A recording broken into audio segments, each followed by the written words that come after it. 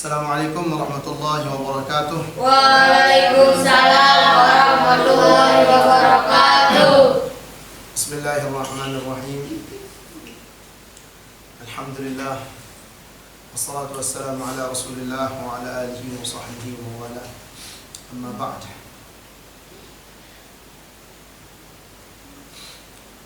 يقول النبي صلى الله عليه وسلم من يرد الله به خيرا يفقهه في الدين. صدق الله وصدق رسوله النبي الكريم ونحن على ذلك من الشهيدين. Baik. Sekarang kita lanjutkan ke pembahasan yang selanjutnya. Sekarang kita akan masuki kaidah yang 10 ya. Yang 10. Baik. Perhatikan semuanya. Tolong. Yang santriwati perhatikan, yang santriwan perhatikan. Sekarang kita akan memasuki kaidah yang ke-10 daripada kitab Mabadi Awwaliyah. Bismillahirrahmanirrahim. Qala al-muallif rahimahullahu ta'ala, nafa'ana bi'ulumihi wa 'ulumikum wa 'ulumikunna fid dharain. Amin. Allahumma. Al-qa'idatul 'ashiratu. Kaidah yang ke-10. Kaidah yang ke-10. Perhatikan, al-aslu fi kulli hadithin taqdiruhu bi aqrabi zamanihi. Asal di setiap kejadian, takdiruhu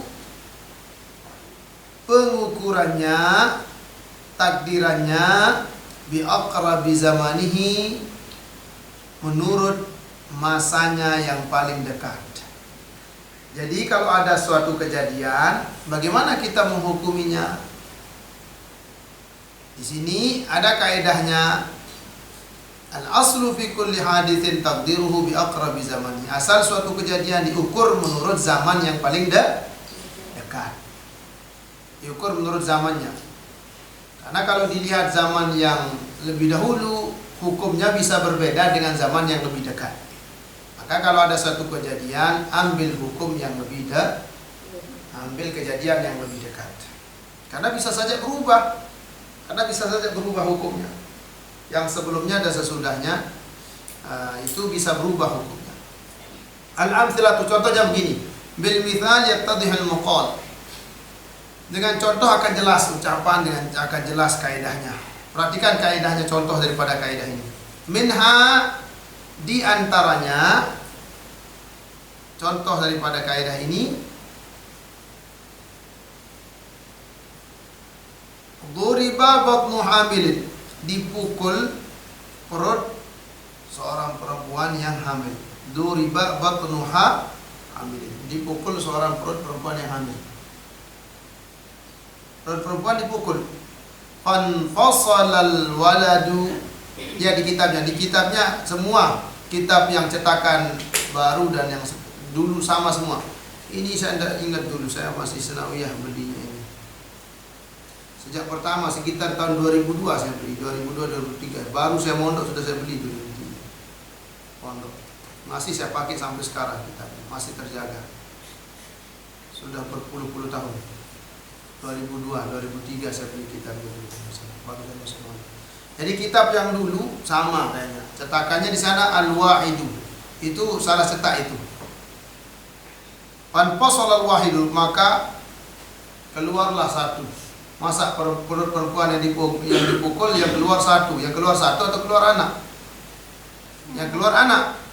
Fanfasal al-waladu, itu diganti haknya itu. Diganti dengan lam. Yang benar, perhatikan. Diganti itu haknya, diganti.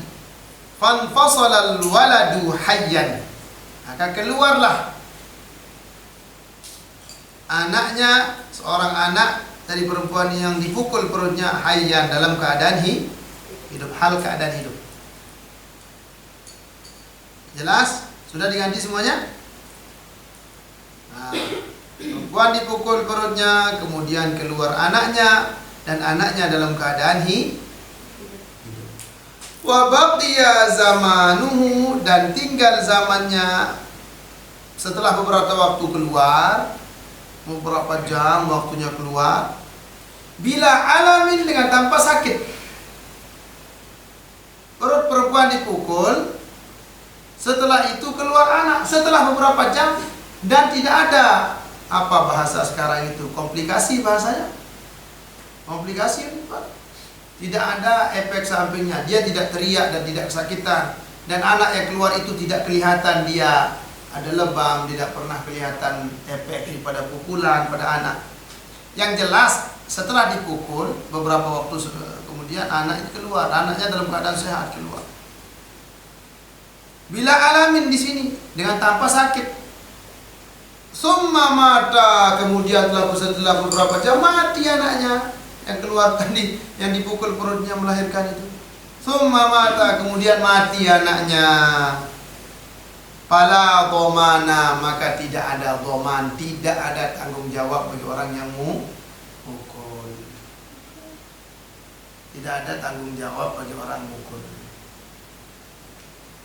Tidak wajib bertanggung jawab dia.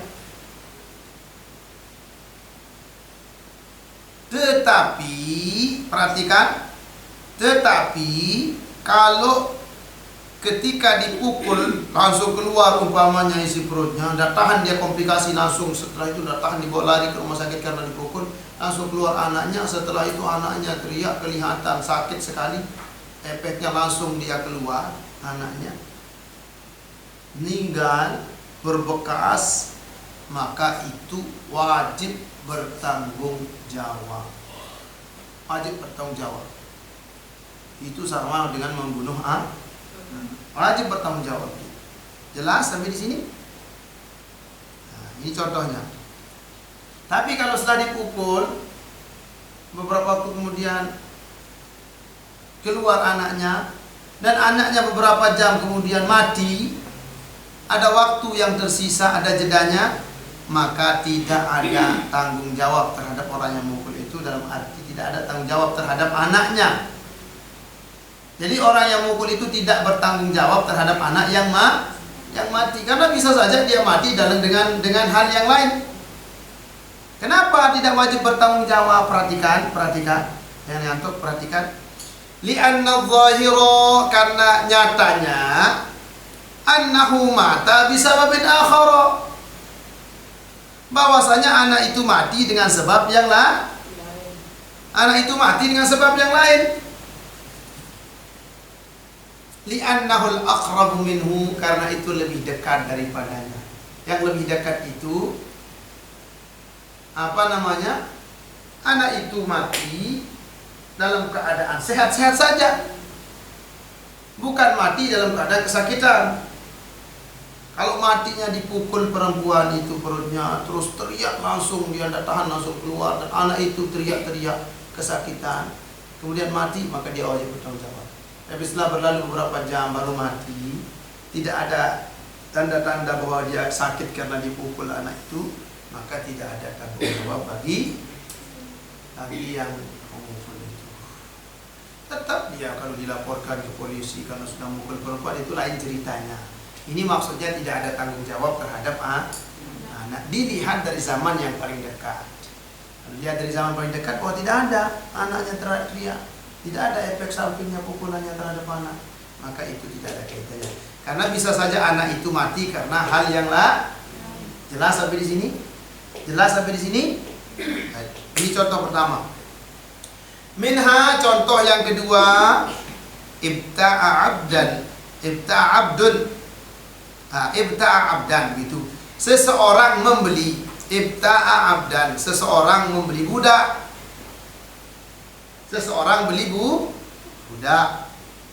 Summa zahara annahu kana maridun, setelah dia beli sampai di rumah, kelihatanlah tadi budaknya seger, begitu sampai di rumah ternyata budaknya dalam kondisi sakit parah. Tadi tidak ada penyakitnya, kok sekarang tiba-tiba dia sakit? Atau tidak sakit parah? Tadi tidak ada kelihatan sakit, sampai di rumah dibawa pulang sakit, dia lelah, sakit lelah. Bisa saja dia sakitnya karena kendaraan, tidak bisa dibawa kendaraan, dia tidak bisa naik mobil umpamanya. Yang jelas setelah dia dibawa pulang, beberapa saat kemudian dia sakit budak ini. Wa mata, kemudian begitu dia tinggal di rumah, tadi di pagi dibeli, siang-siangnya sudah mati. Siang-siangnya meninggal ini budak. Tadi segar sekali tadi pagi pas saya beli. Begitu siang meninggal budaknya. Bagaimana ini? Apakah dikembalikan atau tidak? Suruh kembalikan uangnya.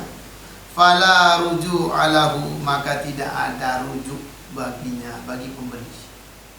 Tidak boleh pembeli itu mengambil uangnya kembali dan menolak budaknya yang sudah dia beli. Tidak bisa. Dia mati di tangannya. Tadi waktu itu sehat, waktu dia ambil sampai di rumah mati, sakit budaknya, kemudian meninggal. Maka tidak boleh rujuk, tidak boleh kembalikan itu mayatnya. Apalagi mau minta uangnya, tidak boleh. Kenapa? Perhatikan Dalil, perhatikan. Li'annal mardo, karena orang yang sakit yatazayadu, ada perkembangannya, ada pertimbangannya. Yatazayadu itu artinya ada perkembangannya. Jelas? Yatazayadu, ada perkembangan. Bisa saja dia mati karena hal lain dan bisa juga karena takdir Allah. Jadi jangan salahkan orang. Fayahsulul maut, maka terjadinya mati itu bezaidi, yang di kitabnya tulisannya salah itu diperbaiki.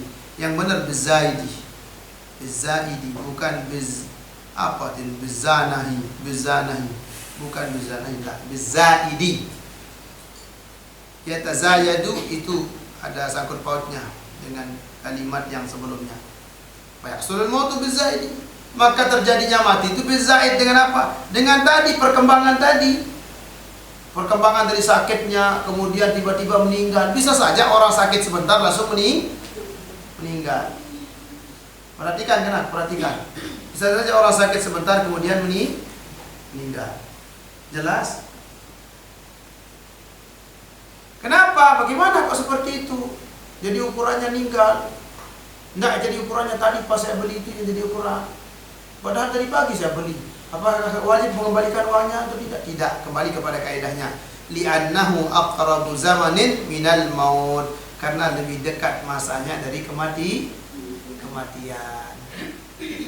Kalau dia kembalikan kepada pemiliknya dia berikan sehat, sementara dia mati di tangannya. Maka di mana kita ambil? Yang waktu sehat atau waktu sakit?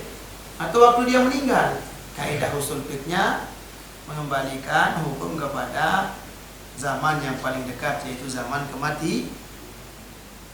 Wala tatahaqqaq idafatuhu ila sabiq, tidaklah pasti menyandarkannya kepada yang terdahulu, karena belum tentu. Memang benar-benar dia sehat, tetapi yang namanya takdir Allah begitu dibawa dia mati, tidak boleh dikembalikan. Karena tadi kaidahnya al-aslu fi kulli haditsin takdiruhu bi aqrabi zamani. Jelas? Perhatikan kan lagi. Perhatian, inilah raudhah, kamu yang perhatian. Nomor tiga. Minha, contoh ketiga. Ra'a fi thawbihi maniyan, dia melihat di pakaiannya ada air mani. Nah, ini yang laki-laki perhatikan. Yang perempuan jarang kejadian, yang laki-laki sering kejadian. Yang perempuan jarang, karena perempuan jarang keluar. Sulit jika keluar air maninya perempuan. Yang keluar itu air mani perempuan keluar jadi darah haid. Jadi haid itu adalah asalnya adalah mani yang tidak dibuahi, kemudian dia berubah menjadi haid. Kalau orang laki-laki, namun orang lalu ngimpi, so ini tidak ngimpi, suruh basah dia. Jadi ro'a fi thawbihi maniyan, seseorang melihat di pakaiannya ada mani, air mani. Ya angkat narak jalan-jalan ya anu. Seorang laki-laki melihat di pakaiannya ada mani. Walam yadhkur, dan dia walam yudhkar, dan tidak disebut, dia tidak ingat. Walam yadhkur, dan dia tidak ingat. Ihtilaman, dia tidak ingat kalau dia mimpi. Dia lihat mani di pakaian, kemudian dia ingat perasaan dia kok ngimpi, ini lalu antara pakaian. Ini lalu antara mani di pakaian. Saya tidak pernah mimpi kok tiba-tiba ada air mani di pegangan saya. Ini kapan? Apakah dari kemarin atau dari tadi pagi? Kalau basah otomatis tadi Pak. Kalau kering ini kapan ini kering ini? Apakah sekarang sudah kering siang-siang zuhur itu? Apakah ini kemarin atau tadi pagi ini air maninya? Nah, bagaimana caranya? Kembalikan kepada kaidah usul fikih. Kaidah fikihnya mengatakan asal di setiap kejadian itu diukur menurut zaman yang paling dekat. Maka zaman yang paling dekat kalau kita lihat di waktu zuhur kapan? Tadi malam. Maka yang dikodok sholatnya kapan? Yang dikodok waktu subuh. Jelas? Yang dikodok waktu subuh. Karena perhatian. Yang dikodok waktu subuh. Perhatian, bisa mengerti.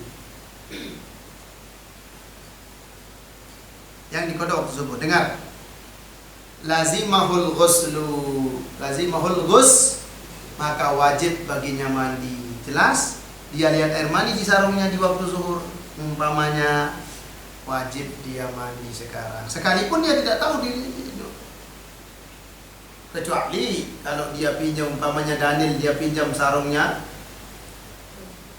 Ansori. Daniel pinjam sarungnya Ansori, tiba-tiba di sarungnya ada bekas air mani. Bisa saja air maninya Ansori, bukan air maninya Daniel. Ini sarungnya dia. Tiba-tiba waktu zuhur ada air maninya sudah kering ini kemarin atau tadi pagi. Maka ambil masa yang paling dekat yaitu tadi pagi. Maka cukup mengkadak waktu sholat. Maka cukup mengkadak sholat subuh yang tadi Pak. Tidak perlu mengkadak kemarin yang 5 waktu. Jelas? Wa tajibu i'adatu kulli sholatin shallaha, dan wajib dia mengulangi. Wa tajibu i'adatu kulli sholatin, dan wajib mengulangi semua sholat shallaha yang telah dia sholatkan. Berarti kalau kita yakin bahwa ini bukan kemarin, tadi pagi kemarin, maka dia harus qada 5 hari yang kemarin. Begitu juga subuh yang hari itu. Jelas? Jelas ini? Tetapi kaidah mengatakan diukur menurut zaman yang paling dekat, maka cukup mengkadak sholat subuh yang tadi pagi. Umpama shallaha wa tajibu i'adatu kulli sholatin shallaha min akhiri naumihi, maka wajib dia mengulangi semua sholat yang dia sholat dengannya min akhiri naumihi, dari akhir tidurnya. Pirang terakhir tidur jadi onek lemak dewi. Onek lemak berarti cukup kodok sak onek le, berarti cukup mengkodok yang tadi pagi. Min akhiri naumihi namaha, di akhir tidurnya yang dia tidur. Kalau akhir dia tidur tadi pagi, maka cukup dia kodok hanya subuh tadi. Kenapa? Kenapa dia kodok yang tadi pagi? Kenapa tidak kemarin? Kenapa ya? Kenapa Nana? Karena zamannya paling dekat. Ahsan. Karena zamannya paling dekat. Li'anna dzalika aqrabuz zamani anhu, karena itu adalah masa yang paling dekat darinya. Tiga dua contohnya. Minha, contoh yang keempat. Perhatikan, contoh yang keempat. Tawaddu'a min bi'rin. Seseorang berwudu dari sumur atau dari tempat kecil atau dari kolam kecil kayak kita itu. Dia wudu di sumur umpamanya. Sumurnya kecil, kurang dari 2 bola umpamanya. Ayaman, beberapa hari dia wudu di sumur itu, di kolam kecil itu, atau di bak mandinya. Dengarkan, dia sholat dengan wudu, beberapa kali dia wudu di bak mandi kecil umpamanya, kecuali kalau besar atau sumurnya. Dia wudu dari air sumur ayaman, beberapa hari, wa shalla, kemudian dia sholat.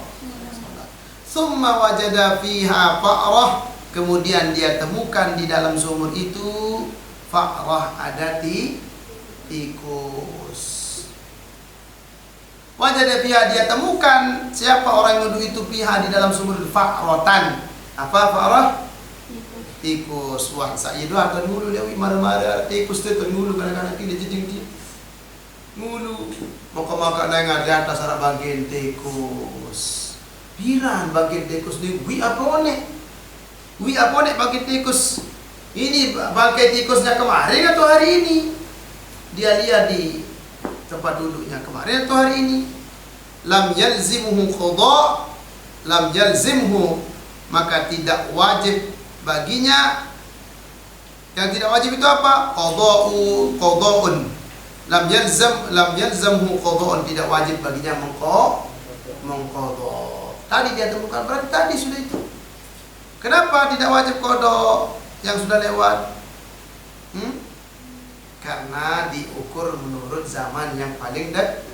Dari tadi saya kemarin di sini wudhu tidak tahu, kalau baru sekarang saya tahu, berarti baru-baru nara. Baru sekarang saya tahu, berarti baru-baru ada. Tidak usah mengkodok sholatnya yang sudah lewat.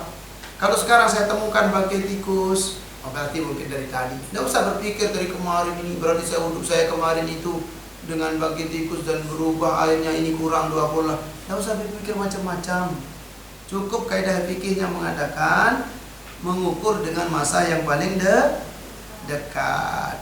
Illa ma tayaqqana, kecuali apa yang dia yakini. Kalau dia yakin annahu shalla bin najasati, bahwasanya dia sholat dengan najis.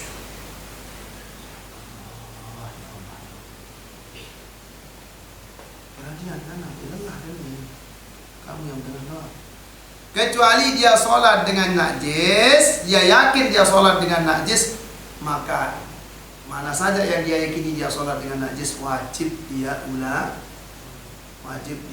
Jelas? Jelas apa enggak? Ini ditentukan lah. Ini ditonton. Jangan diam.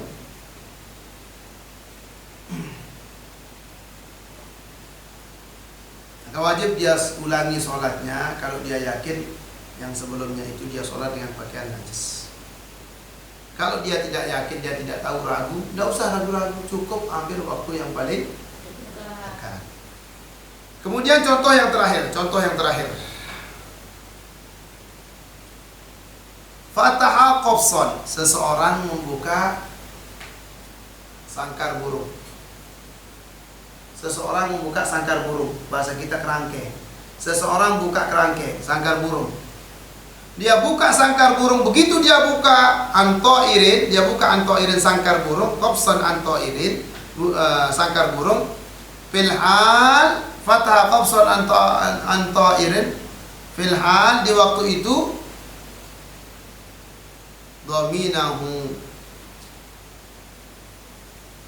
dominahu, maka dia wajib bertanggung jawab. Ini kayaknya ada kalimatnya yang terbuang. Kayaknya di sini. Dia membuka sangkar burung, kemudian burungnya langsung terbang. Filhal seketika itu, burungnya terbang seketika itu. Dominahu, maka dia wajib bertanggung. Diminenga dengan sinenga, dengan jual kredit. Dia lihat di pasar itu kan ada yang jual burung. Dia coba saya lihat, begitu dia buka terbang keluar burungnya, wajib dia yang tanggung jawab. Menurut kepeng enggak, wajib dia tanggung jawab. Karena begitu dia buka burungnya terbang, maka wajib dia yang tanggung jawab karena waktunya paling dekat. Wa in waqafa thumma tara fala. Kalau dia buka sangkar burungnya, begitu dia buka kerangkeng burungnya, kemudian burungnya tidak kabur setelah dia buka. Setelah beberapa waktu burungnya kabur pala, maka dia tidak bertanggung jawab. Tidak tanggung jawab karena mau nendo dulu kedit nendo. Ihalat ala ikhtiyar at-ta'ir. Karena ya apa namanya? Ya kemungkinan itu atas pilihan burung itu sendiri. Dia lihat burungnya ndak, dia lihat dibuka tapi dia ndak terbang. Itu ada keinginan burungnya ndak langsung terbang.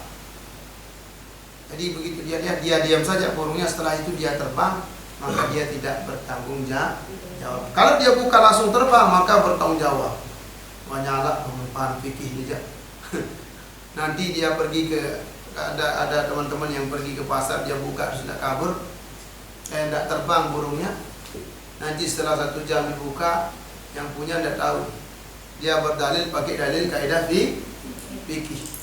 Al aslu fi kulli hadithin taqdiruhu bi aqrabi zamani. Ada usul fikihnya. Jangan supaya tidak kelahi jadinya, tidak terjadi cekcok. Jangan. Ini menurut pendapat ulama sebagian. Tapi ada juga mengatakan itu sebabnya dia harus tanggung jawab katanya.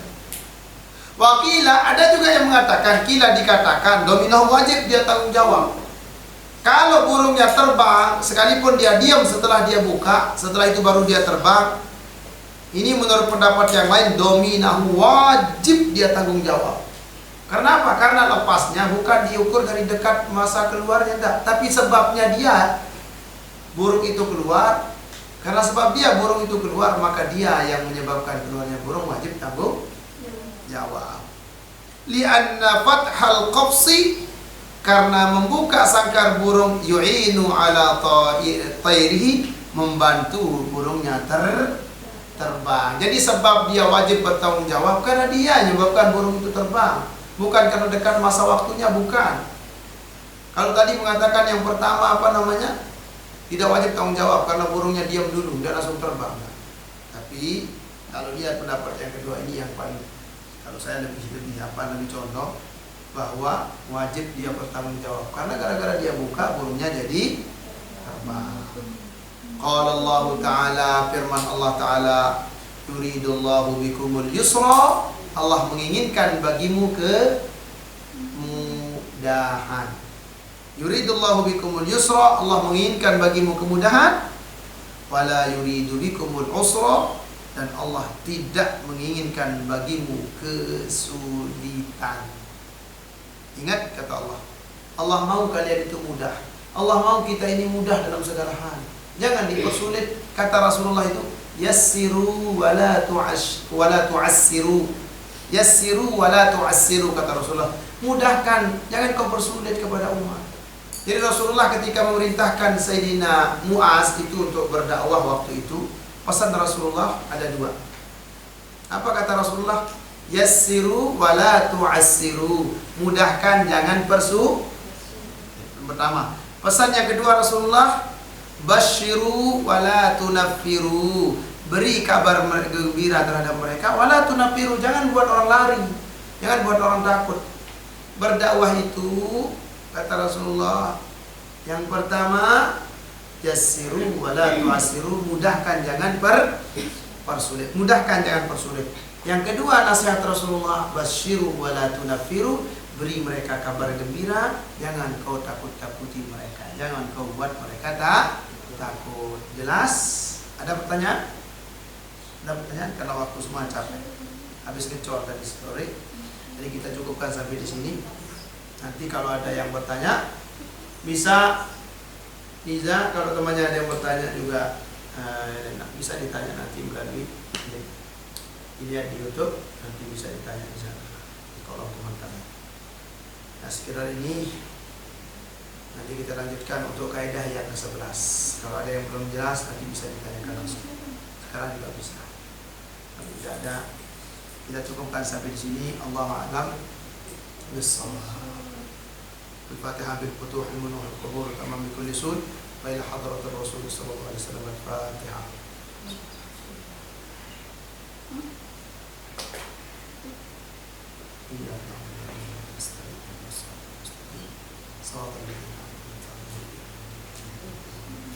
Assalamualaikum warahmatullahi wabarakatuh.